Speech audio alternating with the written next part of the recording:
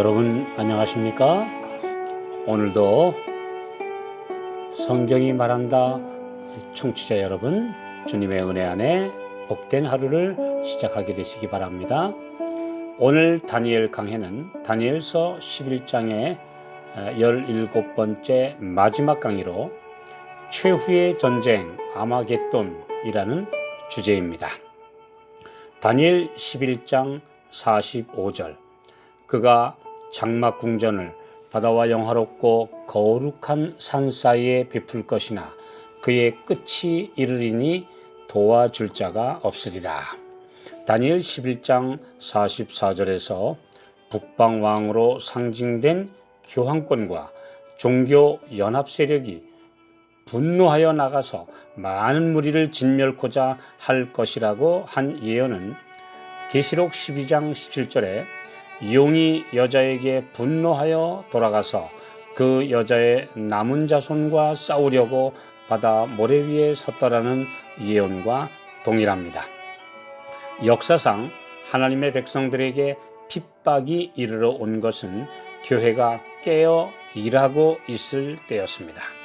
교회가 하나님의 말씀의 경고를 맡은 사명에 대해 등한시하여 잠잠하거나 타협하고 배도하면 핍박이 가해지지 않았습니다. 오늘날 교회에 시련이 거의 없는 이유는 세상에 참 빛을 드러내지 않고 있기 때문입니다. 교회가 주님의 재림의 소식을 성령의 능력으로 선포하면 용이 분노하게 될 것입니다. 장막 궁전은 장군의 막사라는 의미인데 전쟁을 지휘하는 사령부를 가리키는 표현입니다. 바다는 계시록 17장 15절에 백성과 무리와 열국과 방언, 곧 세상을 상징하고 있습니다. 사탄이 전쟁 지휘부를 이 세상에 설치한다고 말하고 있는 것이죠. 영화롭고 거룩한 산이란 시온산으로 예루살렘이 자리 잡은 산을 의미했는데 하나님의 신실한 백성이 바라보고 가야 할 곳 하늘 도성을 가리키는 표현입니다. 시편 2편 6절, 내가 나의 왕을 내 거룩한 산 시온에 세웠다 하시리로다.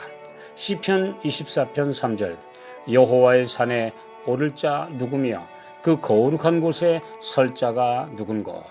예레미야 31장 23절, 의로운 처소여 거룩한 산이여 여호와께서 네게 복 주시기를 원하노라.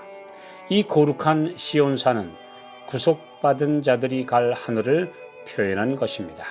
이 땅에 있던 예루살렘과 그 터인 시온산은 하늘을 예표하는 곳이었으나 택한 백성이 타락하여 그 자격을 상실하면서 그 영광의 도성의 가치도 사라져 버렸습니다. 이제는 참 실체인 하늘의 새 예루살렘과 시온산이 성도들의 이상향이며 가야 할 목적지입니다.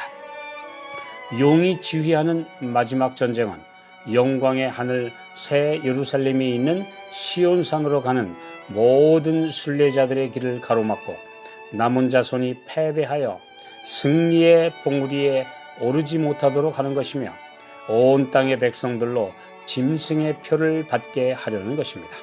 하나님의 인을 받은 성도들만 그 시온산에 서게 될 것입니다. 승리의 고지를 밟느냐 아니면 실패하고 마느냐가 승패의 관건입니다. 계시록 14장 1절, 또 내가 보니 보라 어린 양이 시온산에 섰고 그와 함께 14만 4천이 섰는데 그 이마에 어린 양의 이름과 그 아버지의 이름을 쓴 것이 있도다. 새 예루살렘은 성도들의 집합체를 상징하며 어린 양의 신부로 아름답게 단장된 교회를 상징합니다. 어린 양과 교회의 혼인이 이루어지면 그 어린 양과 하나 된 교회는 영원한 생명과 불멸의 유업을 받아 하나님의 보좌에 함께 앉는 영광의 참여자가 됩니다. 이 땅에 패권을 빼앗기지 않으려고 용, 곧 사탄은 그의 온 힘을 다해 시온산으로 가는 길목을 차단하려고 맹렬히 싸웁니다. 그 고지를 누가 점령하느냐? 하나님의 백성들이 점령할 때의 승리가 확정되게 되기 때문에 사탄은 온갖 거짓으로 사람들을 미혹하고 악의 동맹을 맺어 온 세상을 모아 성도들을 없애려고 시도할 것입니다. 계시록 16장 13절 14절 또 내가 보매 개구리 같은 새 더러운 영이 용의 입과 짐승의 입과 거짓 선지자의 입에서 나오니 저희는 귀신의 영이라. 이적을 행하여 온 천하 임금들에게 가서 하나님 곧 전능하신 이의 큰 날의 전쟁을 위하여 그들을 모으더라. 용과 짐승과 거짓 선지자의 삼중 연합이 거의 이루어진 시대에 우리가 살고 있습니다. 용, 곧 사탄이 직접 통치하는 이교 세력과 교황권과 타락한 개신교의 연합이 완성되면 전 세계가 그 발 아래 모이게 되는 것입니다. 이 연합을 총지휘하는 사탄은 이들에게 계시록 13장 13절 큰 이적을 행하되 심지어 사람들 앞에서 불이 하늘로부터 땅에 내려오게 하고 이들은 귀신의 영, 곧 강신술, 곧 죽은 자의 영들이 살아나는 것, 여러 가지 미혹의 기적들로 온 세상을 미혹할 것인데 하나님의 남은 자손들과 일전을 벌이는 마지막 전쟁이 아마겟돈 전쟁입니다. 계시록 16장 16절 새 영이 히브리음으로 아마겟돈이라 하는 곳으로 왕들을 모으더라.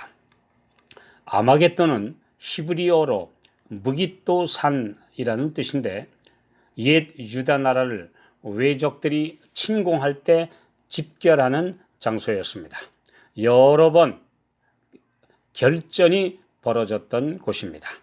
그중 대표적인 전쟁이 역대하 20장에 기록된 유다왕 여호사밧 시대에 있었던 전쟁입니다.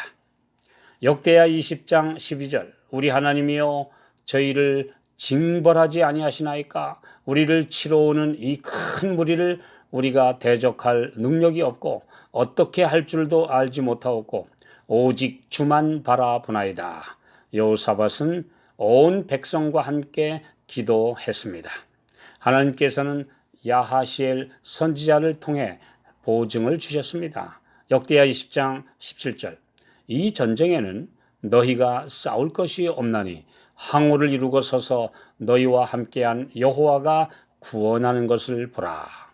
하나님의 백성들이 기도와 감사와 찬양으로 무장했을 때 악의 동맹군은 자기들끼리 싸워 전멸하고 말았습니다. 마지막 전쟁도 이와 같을 것입니다. 악의 삼중 동맹이 깨어져 자멸하게 될 것입니다.